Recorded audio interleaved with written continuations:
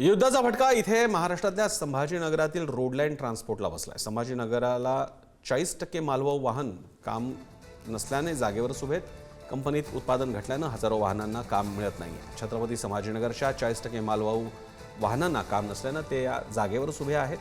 7 ते 8 कोटींचं रोज नुकसान होत आहे आणि परिस्थिती अशीच राहिली तर हजारो वाहन चालक क्लीनर यांच्यावर उपासमारीची वेळ येऊ शकते। ट्रान्सपोर्ट असोसिएशनचे अध्यक्ष फैयाज खान यांनी ही भीती व्यक्त केली।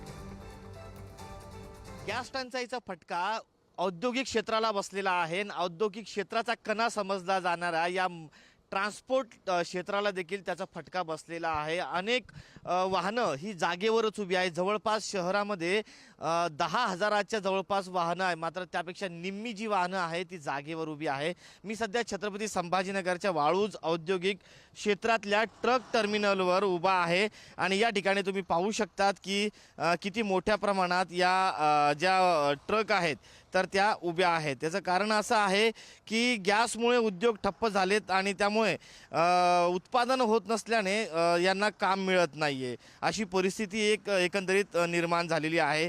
जी ट्रक नेहमी देशभरात माल घेऊन धावत होती, आज ती ट्रक या ठिकाणी अशा पद्धतीने या ट्रक टर्मिनलवर उभ्या असल्याचं चित्र आहे आणि हे चित्र वेदनादायी चित्र म्हणावं लागेल, कारण की दररोज 10,000 जे कामगार आहेत ते कामगार इथून देशभरात जायचे, मात्र त्या कामगारांना आता पुढे काम मिळेल की नाही अशी परिस्थिती निर्माण झालेली आहे। संभाजीनगरचा जर विचार केला आपण तर दररोज 7 ते 8 कोटी रुपयाचं नुकसान ट्रान्सपोर्ट क्षेत्राचं होत आहे, कारण की त्यांना कामच मिळत नाही। तर याच्यावरती हजारो कुटुंबाचा जो उदरनिर्वाह आहे तो देखील पुढील काळात अडचणीत येऊ शकतो, अशी जी भीती आहे ट्रान्सपोर्टच्या संघटनेच्या अध्यक्षांनी वर्तवलेली आहे। कॅमेरा पर्सन अमोल वाघुलेसह मी सचिन चिरे, पुढारी न्यूज, छत्रपती संभाजीनगर।